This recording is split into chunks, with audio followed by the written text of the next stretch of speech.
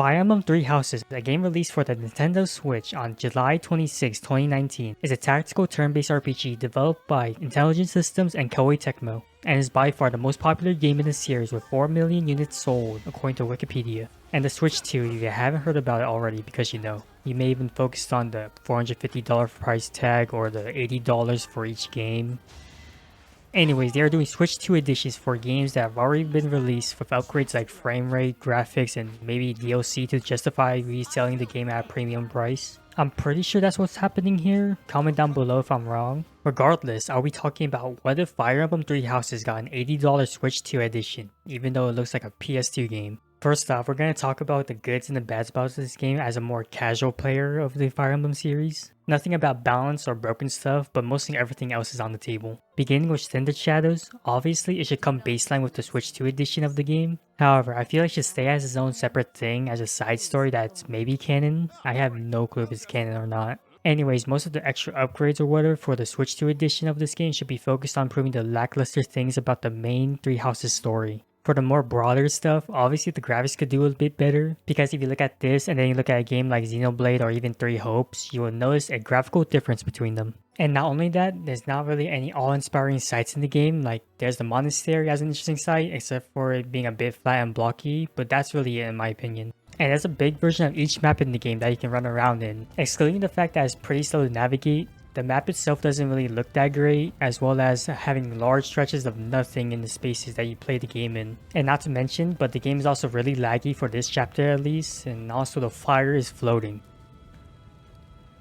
Next, for what I believe is the most important deal with Three Houses, is the gameplay portion of the game with the Monastery and the levels/maps. Let's first go over the Monastery. Obviously, the biggest thing with it is that you have to come back to the Monastery way too often in order to do some BS that barely matters in the story of the game, with it even ruining the pacing of the story to force you to take an in-game 4-week break.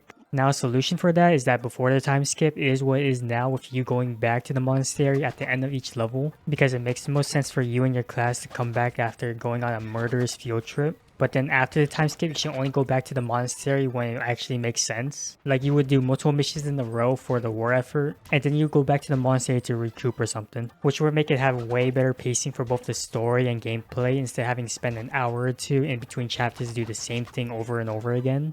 Now for the maps in Three Houses. Apparently the game has 98 story chapters including the paralogs. However, Three Houses only has 36 unique maps in total, which is definitely an issue if you decide to play each route and you come across the same maps every time. But the obvious solution being is to make more maps so you wouldn't have to come across the same maps on multiple playthroughs on different routes. However, there's another issue where you always start on white clouds for each route, which is quite a shame when you have to play basically the same 12 chapters in the game in each route, meaning you have to do it 3 times and then you have to save right before this route split with Silver Snow and Crimson Flower. Or maybe you try and play optimally and you decide to do a 4th playthrough with you not attempting to level up the characters who leave. Anyways, to fix playing White Clouds 34 times, I probably make each route have some unique missions that you can only play on a specific class, like with that chapter where you fight Leonardo, a Blue Lions exclusive. And then the important chapters like the Romire Calamity or the Assault at the Right of Rebirth are must play in each route. Also, you would probably need to name each of those routes like a baby version of the time skip version maybe, like the Ruby Bud to Crimson Flower or something. I don't really know. I'm not a dev.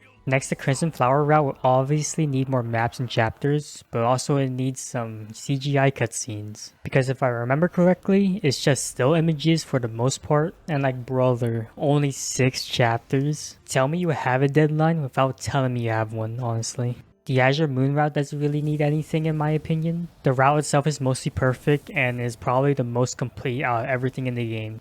However, the Verdant Wind and Silver Snow route would need to split itself apart from each other, because the difference between them is that in the Silver Snow route, you lose the ability to play the Granda Field rematch with the characters getting off-screened, which is complete horse dung. You also get no lore with them being replaced with Sedith, and also you get a different final map. But the rest of the 9-ish maps are carbon copies of each other.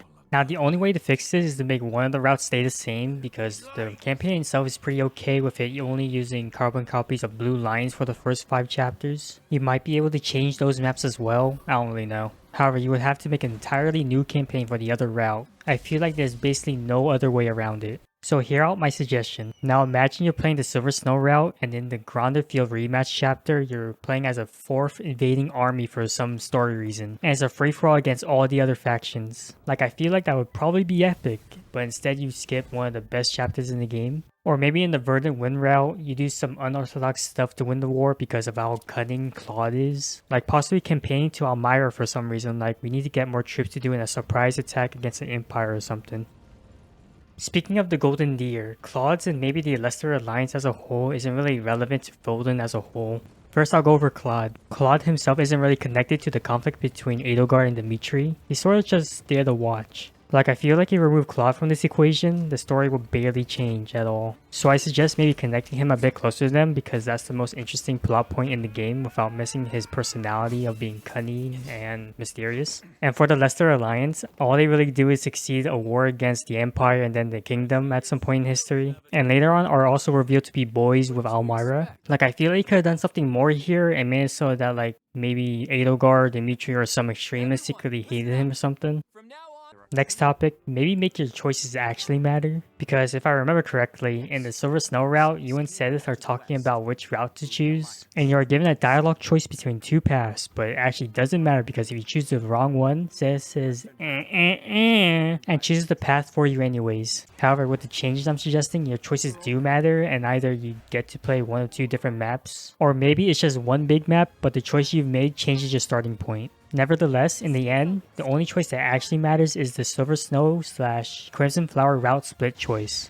The last things I'm gonna say is balance the Hunting by Daybreak chapter, so you don't have to deal with potentially low-level characters getting bodied on this map because you didn't train them. And also making the route change requirement for Crimson Flower and Silver Snow more obvious would be nice too.